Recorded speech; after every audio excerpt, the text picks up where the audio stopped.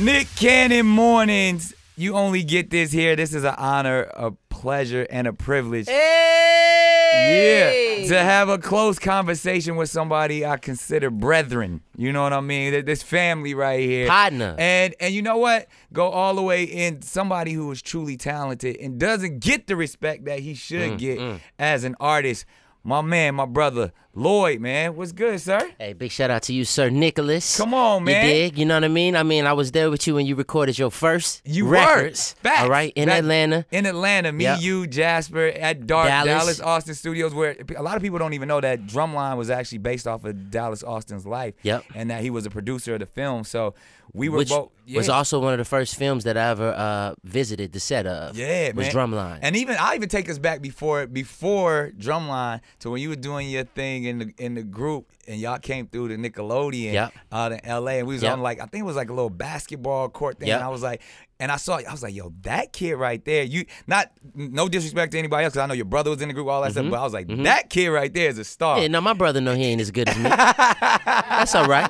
It's all love. But the first step is honesty, you know. Absolutely. Identify the problem, and then you move. And then just embrace it.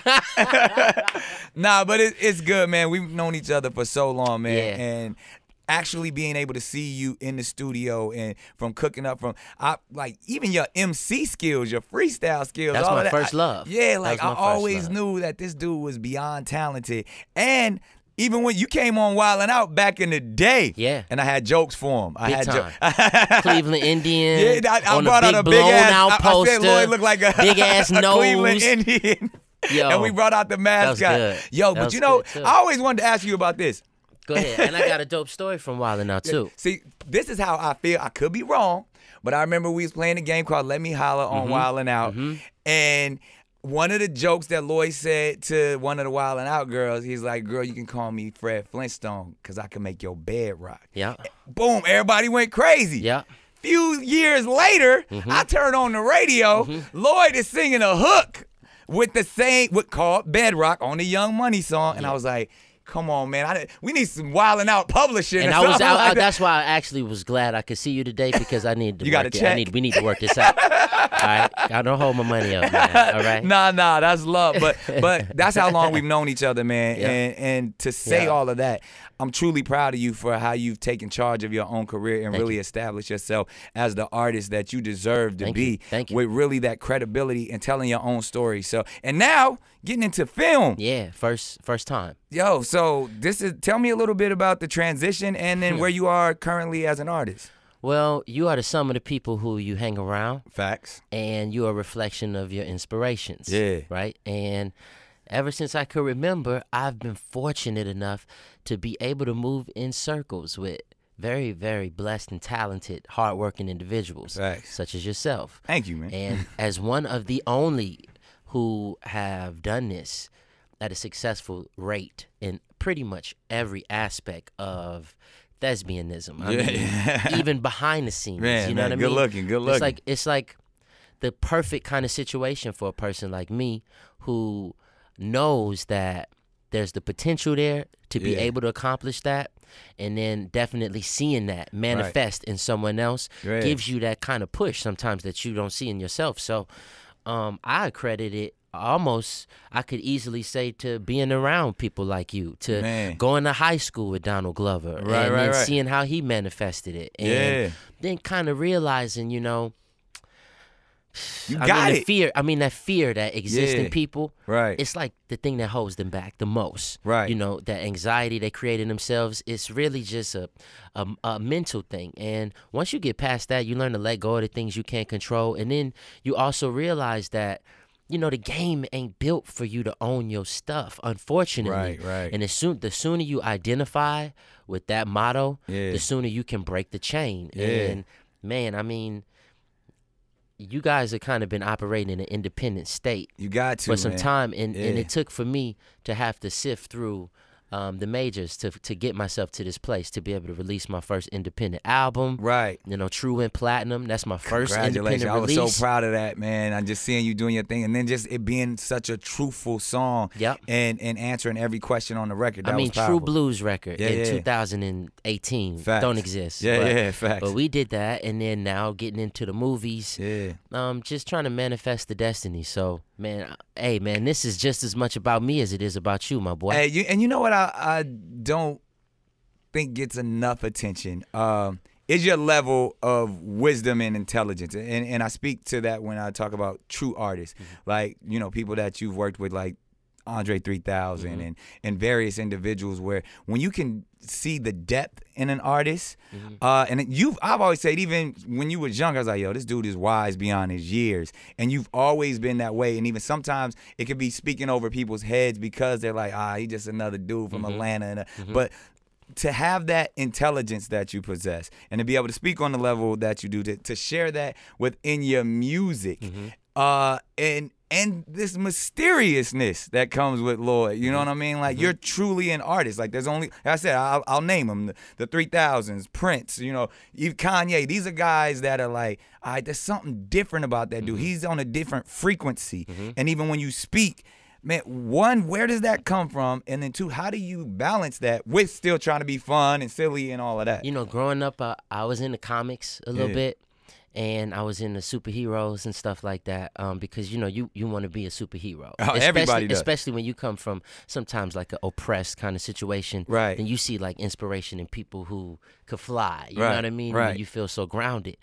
I admired people with all the strengths. You know, Cyclops could shoot lasers out his eyes. Facts. Wolverine couldn't be killed. But the dopest heroes to me was the cerebral ones. Right. Was, you know, the ones that use the power of the mind. You know, even people like Bruce Lee. Yeah. He just always seemed to be a thinker. Within, you got to be, you know, he had the physical talent, right. but the mental capacity was amazing. Yeah. And then growing up and being inspired by, you know, Dr. King or Malcolm, Gandhi or Buddha, you know, who I follow a great deal. Absolutely. All these the people oneness within. All these people focus on the power of the mind and how that triggers pretty much everything else. And also believing in the secret, believing that you manifest your destiny through your thoughts, existence. through your actions, corresponding actions, your words. There it is. Exactly. And so with those kind of, I think, in mind, also the fact that, you know, I love to read. Yeah.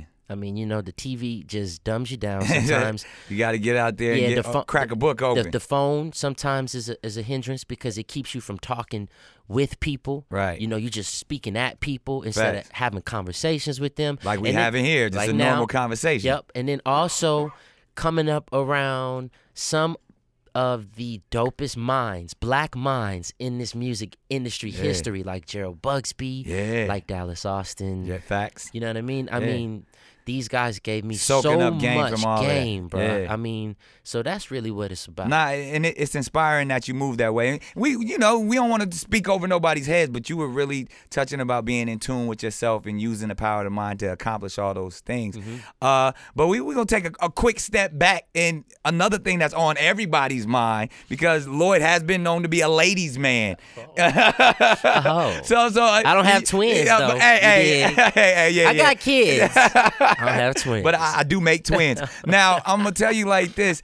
We seen you naked on your artwork and everything. No, naked, man. I had some guitar strings. Whatever, that was naked, you know, man. I was leaves, like, that's my homie. I want to like the picture, but I can't like the picture because that's my man. But what the ladies go crazy at all of your shows. Where is the romantic life? What's going on? This is one of the reasons why I bring this up. Once you tell me about yourself, mine is in shambles. I've given up, so I need some advice from you. But you tried, though. I did try. And you know what? Nas said one of the dopest lines in the song. He was like, at least I made an honest woman out of, you know, my baby mom. At least I tried. Yeah, it might not be meant to be, but I went for it. There it is. And that says a lot also. Absolutely. I mean, you know, where I'm at with it is I wanted to try. Right. You know, after so many years of, one, feeling like I'm too young. Right. Two, feeling like I have major trust issues. We all do. You know what I'm saying? And then also, I got trust none tatted right here on my arm. And then, to remind me if I was thinking about, nope, don't trust her either. Yeah. So with all of that, man, I just really been trying. I mean, I dedicated. Putting up the effort. Ever since I left music, I was dedicating my life to commitments. You know, committing to finishing school. Commitment to building a healthy household. You know, with a partner. Commitment to being a dope father. Exactly. All those things. And so I'm in the fight. I'm in a good fight right now. I'm not married. I'm glad you came back. But I'm in it. Yeah, and I'm glad you trying. My thing, like, I haven't given up on love. I've given up on society structure of relationships. No, I've already accepted that I would never fit into societal structures. Right. On a lot of levels. Right. However, I think honesty can be the most romantic thing. Absolutely. In any relationship. You Ladies, communicate. are you listening to Lloyd right now? And also, you know, people respect communication, right? You listen? That's the dope part about songs. That's the dope thing about writing songs. That's why it moves people, because you're communicating with them on an honest level. Right. You know, on an emotional and a vulnerable level. And you can be as vulnerable and loving as you want. You can agree to disagree with someone who communicates and tells you how they really feel about something. And you can say, you know what? Had wisdom. I might have wanted this for me, but I love you, I rock with you, and I respect where you at, and I know what's in your heart, and that's really what really matters. I told you this young man was a genius. I told y'all, he talking that talk. Now, we get it. We do this with everybody real quick before you get out of here. You my man, I love you, but I got to put you in front of the firing squad. I got a couple random questions. What? You shoot it out, whatever you say, whatever comes to your mind, we go for it. Favorite movie? Ooh, Big Trouble in Little China. Ooh, that is a good one. Guilty pleasure?